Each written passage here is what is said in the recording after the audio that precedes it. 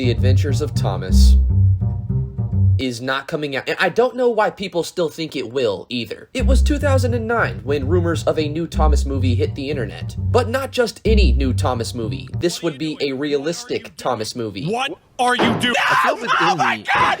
Which, given the current atmosphere of Thomas and Friends in 2022, sounds pretty foreign, understandably. But let's remember that 2009 was a different time, with a completely different company spearheading what Thomas did, the Hit Company. Production for this movie would begin in the same year.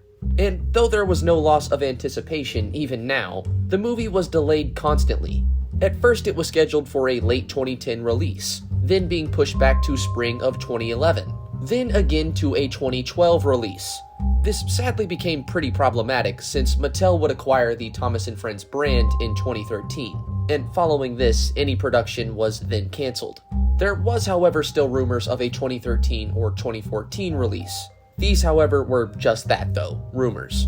And that seems to be where most of the facts about this movie exist, a weird limbo of rumors and speculation. So today I thought it'd be interesting to try and fight some of those rumors, and try to get into what we know about the movie, what we know the movie wouldn't have contained, and of course, why I think this movie will never see the light of day. So let's continue our story with the characters and plot of this movie. Shane Acker would have taken up directing for this particular film, and according to the production timeline Nitrogen made, character concept art for this movie was created in October 2009.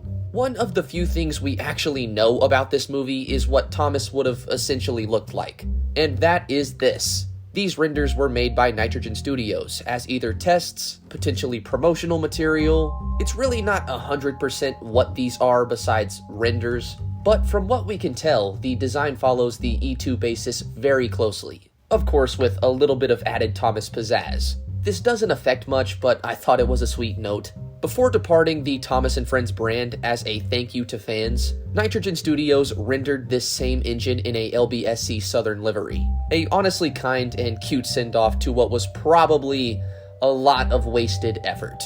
Besides Thomas, only 2 other characters are confirmed, though who they are, their names, specifically who would have played them, that's all unknown. And though we don't know really anything about them, we do know some of their plot relevance.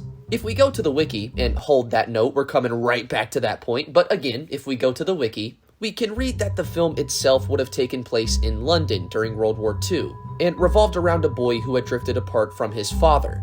The son would be introduced to the world of Sodor, a place his father visited as a child but cannot remember, end quotation. The 3 would then have a bonding experience through such, and from what we can tell, it would have been a very family-friendly tale. You can speculate that others like the Steam Team would have appeared, maybe Sir Topham Hatt, but again, all that's known for certain are these 3. And now let's swing back to that wiki point, since there's some things on this wiki that I personally am not so sure about. And this is where we get into rumor territory, and why I think this film will never come out. Number 1, it's pretty widely said that this film was canned in 2011 to 2012. If anything, Mattel buying this brand was a nail in the coffin to that, and given how they currently treat Thomas & Friends, I have very little hopes they'd want to revive something so realistic like this. Number 2, the wiki states right after referencing the Steam Team that there likely would have been a Diesel plotline, and let me go ahead and say, no. Or if they did, fuck that movie, I quit right there. Thomas & Friends may have the whole Steamy versus Diesels trope, and yes, dieselization was a thing that started in the 30s, but you know what kind of stopped that for a little bit? The Second World War. This wasn't even something that came into effect really until after the war, as a consequence. The war itself had increased labor costs, making steam an increasingly costly form of motive power. Yes, there were diesel engines at this time, but they played very minor roles in comparison to steam. And why couldn't this be a hero of the rail situation, where a steam engine plays the bad guy? Not only does it show that not everyone is so black and white, but also kinda makes more sense. Plus, you know, the whole diesel being a Class 08 thing, and those were built in 1952 and the war ended in 1945, but it's okay, sure, totally, yeah, that's it, yeah, that would have been a thing, okay. Number 3, there is no way, no chance any company who has ever owned Thomas would greenlight the idea of steam engines being on the side of the Allied powers while the diesel engines teamed up with the Axis or Nazi powers. What? How? No. This would never happen. Sure, this movie may have an adult theme or feeling to it, but it's still Thomas at its core. That means it's still seen as a children's movie. I think it's very important to teach children history, and this film would be a great vessel to do it. But to throw on something so trivial or nonsensical would be kinda dumbing down what they're trying to do. If you were going to tell a story like this, you'd have to do it the right way to maintain respect to the actual events and to what Thomas already is. I personally think the crew maybe saw that challenge ahead of them and decided the effort just wasn't worth it. And if I'm honest, in a way, I highly respect that. Perhaps it's better this movie exists more in a speculation sense.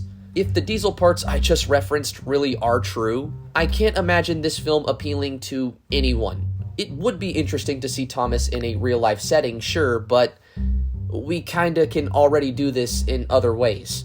It wouldn't appeal to history buffs, since the history would be automatically killed. And lastly comes down to why we never hear much about war in general in Thomas canon anyways. It's just not made for it. I can't really say much here, since this isn't an idea I choose to stick to personally. But regardless of such, it is one I admire greatly. The Reverend W. Awdry wanted his books to be an escape from that. A place where children, their parents, anyone could escape to the world of Sodor and put those stresses of real life behind them, even if only for a couple minutes to read a children's story. Would something like this possibly murk those waters? Is that really what Thomas is even about? Personally, I just don't think so.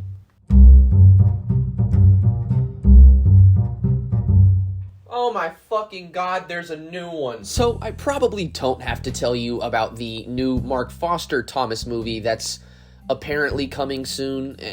Apparently. I've seen some people confuse this with the Adventures of Thomas movie, and let me go ahead and clarify, no, they are not the same thing. The only thing we know about the Mark Foster movie is it quote-unquote it will feature Thomas and friends in some modern and unexpected way.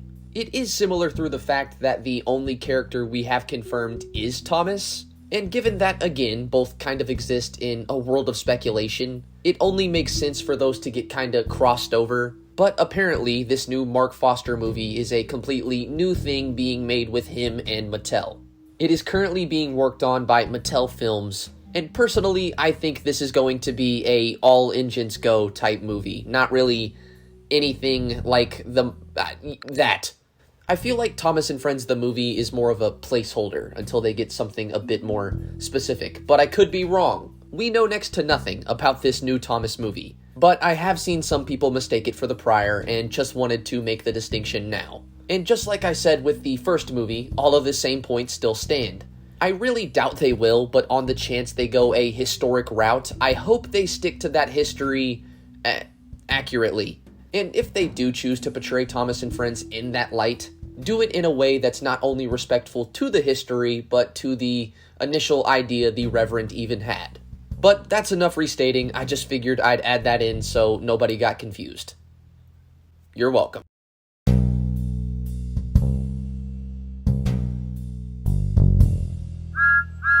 Either subscribe, donate, or get the fuck out.